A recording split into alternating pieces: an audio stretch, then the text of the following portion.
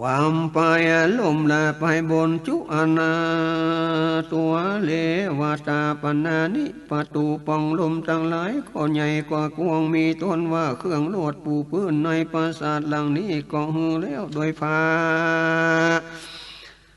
สากุลาสุกาจุอันควรและโภชนะอาหารหือมีรสอันหวานอันเย็นประมาณกันหนึ่งคนตั้งหลายก็หือตั้งไว้ยังให้ตั้งหลายอันเต็มไปด้วยน้ำมานาดอกไม้นีลาบนเป็นต้นในที่ไกลปองลมทั้งหลายอันหนึ่งก็หือแต่งแปลงยาอุตกาญาณทะคือว่าโยนน้ำในปะเตสันตินานาท่องเที่ยวน้ำทั้งหลายก็ตกลงมานี้เป็นดังฝนตกลงลำนั้นวิปัสสีราชกุมารอันเจ้านาก่อนทั้งหลายพุงอัศจานาและปราศจากผู้ชายเท่าแต่มีผู้หญิงจุคนหากทรงเสพด้วยตุริยะดนตรีทั้งหลายมีต้นว่าปาดปินปั๊มเลออุปาทากด้วยปิจจะอย่างอื่นกว่านั้นก็ดีอยู่ในภาษาดังนั้นอันควรอยู่เมื่อลาดูฝนนั้นสิ่ง3 เดือนเป็นวัฏฏะเป็นวัสนานะโอตุก็บ่ลงสู่ไปใต้แห่งปราสาทสังเตและนาโกละเปโตเปทะสุญาเนวานิปุริสา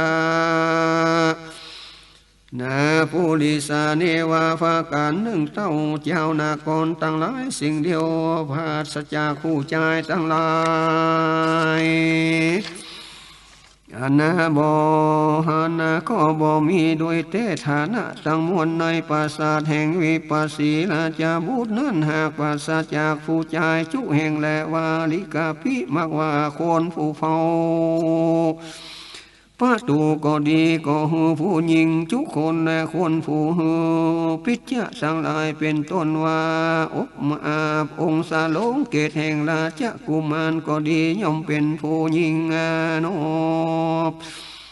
นับเสียงผู้ใจและจังใดบำเลออุปาทากวิปัสสีราชาบุตรจุนั้นก็มีสักคนราชาคิดแต่และดังอันพญาปันทุมาติมีราชลำเพิงมาปริสังกะความสงสัยในผู้ใจทั้งหลายเตียนย่อมเกิดมีแก่เจ้าพญาตนเสวยยังอิสริยสุขสัมปติสุขอันมีในสาภาวะหันมาปานสนิเหตุหานะยังผู้ใจและความบริสุทธิ์สังการอย่างนั้นอย่าได้มีแก่เจ้าราชาบุตรราชโอรสแห่งเราเตอลำเพิงว่าแล้วจริงแต่งแปลงยังผู้หญิงตั้งหลายไว้ตีแล้วยังปิจจะตั้งหลายแก่ลูกหลักอาคาบุตรแห่งตนปาธามาภาวานะเศร้าบัวละมนเท่านี้ก่อนแด่อัตถโคภิกขเววิปัสสิกุมารโลอามะฟันเตสีภิกขเวดูลาภิกขุทั้งหลายอาจจะเยในกาลเมื่อเสียงแห่ง100 ปีพันปีทั้งหลายอันมักนักดังนั้นวิปัสสีราชกุมารก็เจียนจาซึ่งสารถีลดว่าดังนี้สมาญาดูกาลาสาลาทียุทธอันว่าท่านจงหางดายังยานตั้งหลายฟุงอันดีอันงามเถอข้าสามะเราจักไปสู่ราชอุทยานเปียหันยังภูมิประเทศอันดีอันงามเอวังเตวะภิกขุภิกขเวโดลาภิกขุทั้งหลายลาทีในรถก่อนลับเอายังอันสาราจะสานะเจ้าแห่งตนโดยกรรมว่าเทวะข้าแด่สมุติเทวะเป็นเจ้าผู้ข้าขอโบลาวัตนาตามาพระราชาอาจญาว่าอันแล้วก็ห่างดายังมังกาลาลดเล่มอันผาจิตงามเตรียมไปโดยมาอาจารย์ใน4 ตัวจริงไว้วิปัสสีราชกุมารว่าเทวะสมุติข้าแด่เทวะเป็นเจ้าข้ามหาราชเจ้าก็ปฏิบัติตามราชอาญาแห่งข้า อันแห่งดายังมังกาละญาณเล่มประเสริฐบัวละมวลเลี้ยวมหาราชเจ้าลำเพิงใจเสื่องปามานะขีญาเยียงได้ดังอันพาลาจะเป็นเจ้าจุงเหือเลี้ยวข้ามานะขีญาเยียงนั้นเตออาทะโคภิกขเวดุลาภิกขุทั้งหลายในกาลเมื่อนั้นวิปัสสีราชาบุตรก็เสด็จโดยมังกาละญาณเล่มประเสริฐแล้วก็เสด็จไปสู่ราชาอุจจาญานะราชาบุตรอันไปสันนั้นก็หันยังใจผู้หนึ่งอันเท่าคำสาลาโคปานะสีวกังอันมีตนอันคดนโกสะเดอเสมอดังไม้ก่อนเรียนโฟก็มีตนอันกดในฐานะทั้งหลายสำแห่งคือว่าคอกดแห่งหนึ่งเอียวกดแห่งหนึ่งหัวเข่าตั้งสองกดแห่งหนึ่งเป็นอันทนสามแด่มันตะปัลลาญานังอันมีไม้เต้าเป็นตีเปิงปเวทะมานังอันมีตนอันสันละสายนาเหตุปัลละด้วยสลาตุลังเดียดร้อนลำบากมักนักเหตุจะลาอาชาลาคาตาโยปะนางอันคามล่วงปัทมะไว้ตั้งอยู่ในมัตสิมาไว้กันสนังอันไปและข้าจาพุทธาถามว่าวิปัสสีโพธิสัตว์นำมาแล้วสำแดงมาโพธิสัจจติหาจาตุกัมปิตละในวันอันมหาสัจเจ้าเกิดมานั้นในมือหมื่นโลกาธาตุตั้งมวลก็สนันวันไหวไปมาเทปดาตั้งหลายฟุงอยู่ในหมื่นโลกาธาตุนั้นก็มาฟ้าสุ่มจุ่มนุ่มกันในห้องต้องจักเก่าวานนปาทามัคคานิงสูในเมื่อโพธิสัจเจ้าออกมาจากท้องแม่นั้นเทปดาลอยเอาโพธิสัตว์เจ้าก่อนและคนทั้งหลายจึงรับเอาเมื่อไปโดนทานนาทิติกากตาวิมิกาวินาปินาทั้งหลายอนาติดโดยสายปินาจามุฟัตตาเฟลิโยกองทั้งหลายอาณาหุมด้วยหนังก็ดีปุกกะละผู้ใดผู้หนึ่งก็บ่ดีดบ่ตีดังอันก็หากเป็นเสียงออกโดยตนทั้งมัวนาเพราะนักในคณะอานันมาโนสาราปานาทะซึ่งกันและผูกมัดนายังคนหลายทั้งหลายก็ดีคือกังกาขอบอันขังคนทั้งหลายไว้ก็ดีก็ถึงซึ่งอันพุทธอันขาดแตกพุ่งไปในขาณะบ้านนั้นแล้วเมื่อโดนยังชักอยู่โดยอาการอันผูกเป็นปกติเราสัพพโลกาเปียทิทั้งมวลแห่งสัตว์ทั้งหลายก็ลำงับดับหายไปในขาณะบานนานอามีเลนะโทตากรรมปามาลังวิญญาเสมอดังตองอันโคนหักคัดสีด้วยน้ำอนานาจันนาทานันตะคนทั้งหลายฟุงเสียภาษาตาแต่จานะก็เล็งหันดูปาลมทั้งหลายมักว่าจักขุวิญญาณก็เหือแล้วทัศนากินจากิจจะเกิดแก่คนอนาถะทั้งหลายเหตุกรรมปาปัจจัยในขณะบ้านนั้นจะแลก็กลับหายไปเสียคืนเป็นดังเก่าเล่าจานาพันธาทีละคนทั้งหลายฟุงเสียประสาทหูแต่ชาติก็ได้ยินสัตตาลมขณะในบ้านนั้นกลับหายเสียคืนเป็นเพียทิลายดังเก่าเล่ามีที่สัมเมสัมปาที่เป่าทั้งหลายพงตุลากำลังจะว่าสัมปันโนประกอบไปโดย อาญากาละลูกและย่างเที่ยวไปใดขณะบ้านนั้นกับหายขึ้นเป็นปากาที่ดังเก่าเล่าเอละมุกานังสาธิคนตั้งหลายฟุงเปนะ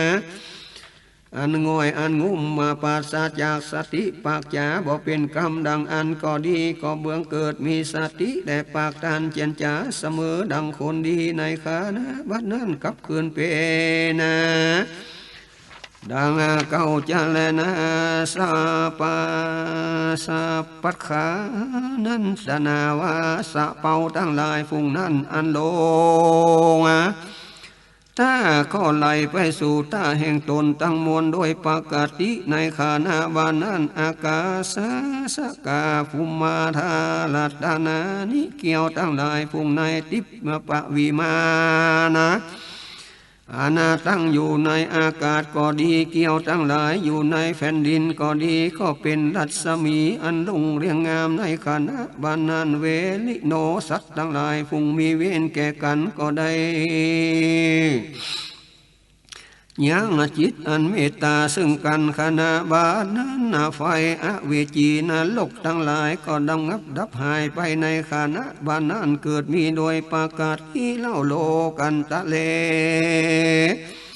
สุอันโลโกอันโลกอันนาทรงแจ้งก่อปรากฏเกิดมีในโลกันตะนาโลกทั้งหลายในขณะบาดนั้นช่างนาปาวตีน้ำอันมีในแม่น้ำทั้งหลา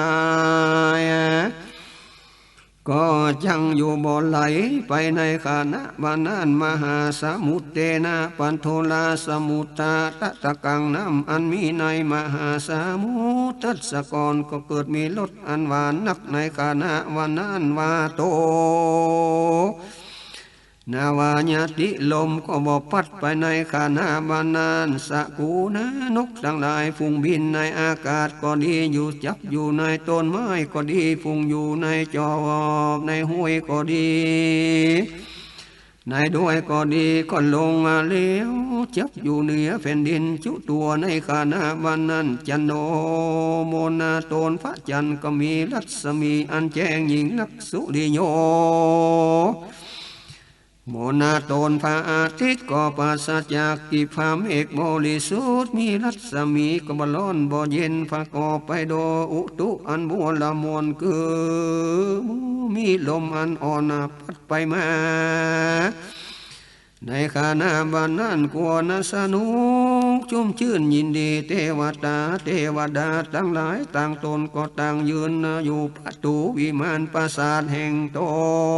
นะเล่นมโหสาโล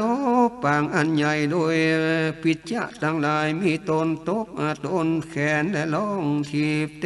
นปกกางเจ้าและตุงคูดแกงภาษาใบสกาละปูจาจาตุที่วิกะมหาเมโคมหาเมฆะอันใหญ่ก็มาในติสะตั้งหกแล้วยังหาฝนอันมากนักก็ตกลงมาคูตาปาสตาขีญาณอยากเขาก็ดีอยากน้ำก็ดีก็บ่มีแก่คนต่างหลายในกาลบานานาตัวละกาวลาตานี่เป็นประตูอันคนหักหับไว้ก็หักไขออกด้วยตนเองบุพามาคานาลูกขาต้นไม้ตั้งหลายพุงอันเป็นลูกดังอันก็โลก็ทะลงดอกทะลงลูกในขานะบานันตัสสหาติโลกาธาตุหมื่นโลกาธาตุตั้งมวลก็พาดับจอดตุงและดอกไม้ทิพย์ตั้งหลายลุ่งเรียงงามเป็นอันหนึ่งอันเดียวประกอบเกิดมีในขานะวัสนานาทาลาปิสาสาหิโลกาธาตุโมคาสัพปัญโยตาญาณปฏิลาฟานิมิตังกิญาณหมื่นโลกาธาตุก็สนันวันไหวไปมาพร้อมกันในขานะบัดนิ้วเป็นบุพานิมิตกิญาณโพธิสัตว์เจ้าจักได้ยังสัพปัญโยตัญญาณเป็นพาทัสโลด้วยเตวา ดังจักกวาสานิปโตขีญาณเทพดาและพรหมทั้งหลายอยู่ในจักกวาลมาประชุมจุมนุมมาพร้อมกันในห้องต้องจักกวาลอันนี้เป็นบุพานิมิตแห่งเทพกันนะอันจักได้พร้อมกำดับเอาอย่างธรรมแห่งพระพุทธเจ้าในกาลเมื่อเทศนาจักกปวัตนาสูตรปฐมังเทวตานังพิกังขีญาณเทพดาทั้งหลายมารับเอาอย่างโพธิสัตว์เจ้าก่อนคนต่างหลายนั้นเป็นบุพานิมิตขีญาณโพธิสัตว์เจ้าจังได้รู้รูปาวัจละสานสองอันมัสสามนุสสานังปฏิกานังขีญาณคนต่างหลายรับเอาอย่างโพธิสัตว์เมื่อไปโลนั้นเป็นบุพานิมิตขีญาณแห่งโพธิสัตว์เจ้าจักได้รู้ปาวัจละญาณสารสองตานาทิปันธาวินานังสากังจากาจนังขีญาณคนต่างหลายอยู่ติดเนื่องโดยสายและหากเป็นออกด้วยตนนั้นเป็นบุพานิมิตขีญาณแห่งโพธิสัตว์เจ้าจักได้ผาสุมจุมนุมปาวิหารสมาปฏิเกาภกานะคือรูปาวัจลสานสองรูปาวัจลสานสองนิโรธสมาปฏิอันว่าจะมาพัตตาเพลีนุอาจนังขีญาณกองทั้งหลายอันหุ่มอันกองทั้งหลายอันหุ่มด้วยหนังห่างอยู่โดยดังด้วยตนนั้นเป็นบุพานิมิตขีญาณเกิดสัจจักใดหือบริษัททั้งหลายได้ยินยังเสียงแห่งกองอันใหญ่อันกว้างคือว่าธรรมอาทุพันธนานังเสโตขีญาณพุทธอันขาดเสียแห่งปันธนะทั้งหลายมีตนว่าตับแดฟันดังอันยังฟูและยังคนต่างหลายนั้นเป็นปุพานิมิตขีญาณโพธิสัตว์เจ้าจักได้ตัดเสียญาสัมมาจนะทานังโลปัสนังขีญาอันคนต่างหลายฟุงเสียภาษาตาแห่งจาดเล็งหันโลปาโลมาเป็นบุพานิมิตขีญาณโพธิสัตว์เจ้าจักได้ยังทิปจักขุญาณกันนาทิลานังสาตสาวะขีญาณคุณตั้งหลาย